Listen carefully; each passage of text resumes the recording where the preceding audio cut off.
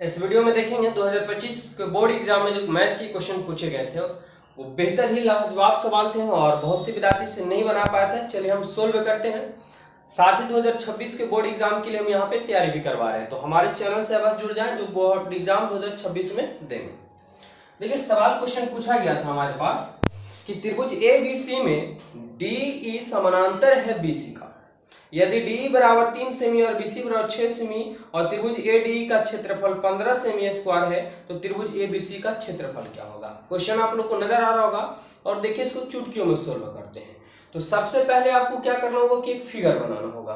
Figure में क्या आपको दिया हुआ है कि एक त्रिभुज है जो ABC है। त्रिभुज क्या है? ABC है। ABC कंप्लीट है। आगे बोला है कि इसमें DC जो समानांतर है वो BC के समानांतर, सॉरी DE जो समानांतर है वो BC के। तो BC तो हमारे पास आ गया, लेकिन इसमें DE तो है ही नहीं। तो समानांतर मतलब एकदम एक रेखा के दूसरी रेखा की सीधी बराबर हो, वही क्या कहलाता है? समानांतर। जब ये रेखा गया वही सीध में क्या, अगर दूसरी रेखा जाती है बगल से तो वो समानांतर रेखा कहलाती है। तो देखेंगे इधर में तो कहीं आएगा नहीं, तो कंफर्म कि बीच में या कहीं पे हम यहाँ पे या यहाँ पे भी कर सकते हैं, यहाँ पे भी कर सकते हैं, कोई दिक्कत नहीं। यहाँ पे हम D देते हैं, यहाँ पे हमारे पास E कर देते हैं। अब त्रिभुज ABC में BC जो समानांतर है वो DE के समानांतर है। हमारे पास फिगर में बैठ गया। फिर से आगे दिया हुआ हमारे पास कि DE बराबर 3 सेमी दिया हुआ और BC बराबर 6 सेमी दिया हुआ है। इसे लिखने की जरूरत नहीं है। चलिए अब सोल्व करते हैं। सबसे पहले तो आप देखें कि एक भुजा का मान दिया हुआ है, इसमें दो भुजा का मान दिया हुआ है, एक क्षेत्रफल दिया हुआ और एक अलग क्षेत्रफल दिया हुआ है। तो जब भी आपको त्रिभुज में आपको क्या दे दिया जाए, समानांतर दे दिया जाए, किसी भुजा का मान पूछे या क्षेत्रफल का मान पूछे, तो आप पाइथागोरस पढ़े होंगे, साथ ही साथ आप तो थेल्स प्रमेय पढ़े होंगे। तो थेल्स प्रमेय का यहाँ लगेगा कि जब त्रिभुज समरूप रहते हैं तो भुजाओं त्रिभुज का क्षेत्रफल जो होता है भुजा के स्क्वायर के बराबर होता है। ठीक है, तो चलिए हम यहाँ पे सोल्व करते हैं। तो सबसे पहले आप क्या करेंगे? हल क्या करेंगे? ध्यान से हमारे पास चूंकि दिया हुआ, हमारे पास क्या दिया हुआ कि BC जो समानांतर है, BC जो समानांतर है वो DE के समानांतर है। जब त्रिभुज समानांतर होंगे तो भुजा भी आपस में क्या होंगे? बराबर होंगे, कोण भी आपस में बराबर होंगे। लेकिन अगर देखने से बात लग रहा है कि यह त्रिभुज बड़ा है और यह त्रिभुज छोटा है, तो हमें क्या करना होगा? ऐसी स्थिति में समरूप करना होगा। चाहे तो आप दो भुजा को समरूप बराबर कर दें या दो कोण को बराबर कर दें। तो चलिए यहाँ पे हम इस फिगर को समझाने के लिए आप लोगों को बेहतर ढंग से रफ करते हैं। मतलब आपको छोटी सी चित्र बना लेना होगा जिससे आसानी से चीजें समझ में आ जाएगी। देखें यहाँ पे हम सोल्व करते हैं, बने रहेंगे वीडियो में, बहुत ही अच्छे से समझ में आने वाला है। अगर हम बात करें A और बात करें हम B और बात करें ये C, एक बड़ा त्रिभुज ये बना दिए। ये रफ में आप लोग कर रहे हैं, यहाँ पे लिखने की जरूरत नहीं है, ये समझाने के लिए सिर्फ है आपके पास। देखिए अगर बात करें यहाँ से A और यहाँ से हमारे पास D और ये हमारे पास क्या है? D और यहाँ पे E हमारे पास। तो दो ये जो बड़ा त्रिभुज था हम दो छोटे छोटे त्रिभुज में बांट दिए और नाम भी रख दिए। चूंकि दे चुका है कि BC जो समानांतर और D के समानांतर है, तो अब जब समानांतर होंगे तो कोण भी आपस में क्या होंगे? बराबर होंगे। भुजा भी आपस में क्या होंगे? बराबर होगा। तो कोण को भी दर्शा सकते हैं, भुजा को भी। तो चलिए हम कोण को ही दर्शा देते हैं। अगर हम बात करें, इसीलिए बात करेगा हम इसमें देखेंगे कि जो इस त्रिभुज में जो बन रहा है हमारे पास, जो B पे कोण बन रहा है वही इस त्रिभुज में कहाँ बन रहा है? तो D पे बन रहा है ना, सेम टू सेम बन रहा है। देखें फिगर के अनुसार, तो कोण A, यहाँ से A और यहाँ से B और यहाँ से क्या हो जाएगा? C, यानी ABC जो बन रहा है, जो इसमें B पे जो कोण बन रहा है वही कोण इसमें D पे बन रहा है, यानी A और इधर से D और इधर से E हमारे पास हो जाएगा। फिर से इसलिए और है हमारे पास, क्या है? ध्यान समझेंगे। अब देखेंगे इस त्रिभुज में जो C पे कोण बन रहा है, इस त्रिभुज में E पे कोण बन रहा है। ठीक है, तो हमारे पास क्या हो जाएगा? A, इधर से हमारे पास क्या हो जाएगा? A E और D।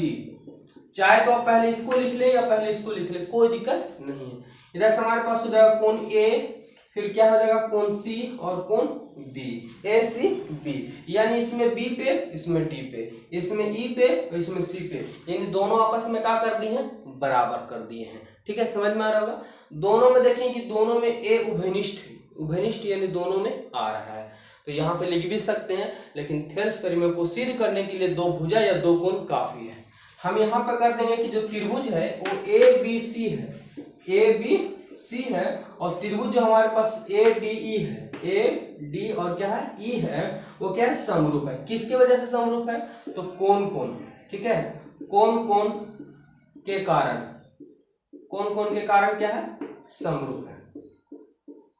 ठीक है, और जब समरूप होते हैं तो आपको पता होगा क्या, थेल्स, थेल्स प्रमेय से, थेल्स प्रमेय से आपको पता होगा कि जब त्रिभुज समरूप होते हैं तो भुजा का जो भुजाओं का अनुपात होता है वो क्षेत्र के क्षेत्रफल के स्क्वायर के अनुपात होते हैं। जैसे यहाँ पे हमारे पास क्या हो जाएगा, त्रिभुज एबीसी का क्षेत्रफल, त्रिभुज ए बी सी का क्षेत्रफल बट्टा त्रिभुज हमारे पास क्या हो जाएगा, तो त्रिभुज ए डी ई का क्षेत्रफल।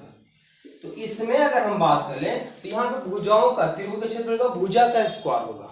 ठीक है, अब भुजा का स्क्वायर होगा तो इसमें कौन सा भुजा देंगे, ए बी उठाएंगे कि हम बी सी उठाएंगे कि ए सी उठाएंगे, इसमें कौन सा भुजा उठाएंगे, तो जरा ध्यान से समझें क्या उठाएंगे कि सबसे पहले आपको सवाल में दिया हुआ कि डी यानी हमारे पास इसका मान दिया हुआ है और बी सी इसका मान दिया हुआ है, तो हम नीचे वाला ही भुजा का उठाएंगे। अगर इसमें इन दोनों का मान रहता तो इन दोनों भुजा को उठाते, कोई दिक्कत नहीं है।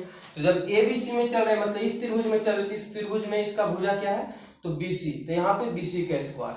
अच्छा, बी सी का स्क्वायर, तो नीचे में हमारे पास त्रिभुज ए डी ई चल रहा है, ए डी ई चल रहा है, तो इसका भुजा नीचे वाला क्या होगा, तो यहाँ पे हमारे पास डी ई का स्क्वायर हो जाएगा। अगर हम बात करें बराबर की, अगर हम बात करें तो फिर से बराबर देंगे, तो यहाँ ए बी का स्क्वायर हो जाएगा, तो नीचे में क्या हो जाएगा हमारे पास ए डी का स्क्वायर हो जाएगा। फिर बराबर देंगे, हमारे पास ए सी का स्क्वायर होगा, तो हमारे पास इसमें ए ई का स्क्वायर होगा, यानी भुजाओं का जो स्क्वायर होते हैं अनुपात में बराबर होता है।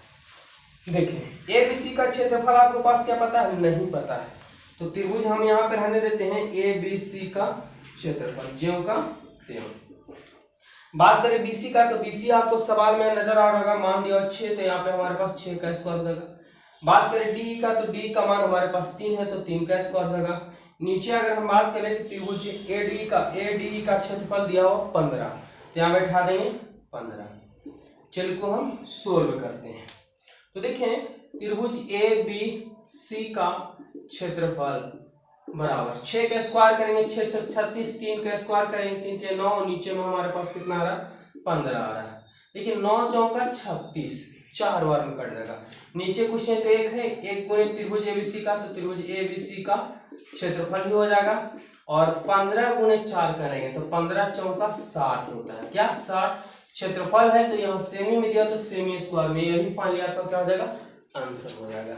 तो इस टाइप के सवाल पूछे गए थे बोर्ड एग्जाम में, और उम्मीद है कि आपको अच्छे ढंग से समझ में आए होंगे और बिल्कुल क्लियर करेंगे। हमारे चैनल से जुड़ जाइए, जो भी बोर्ड एग्जाम 2026 में देने वाले विद्यार्थी हैं। धन्यवाद।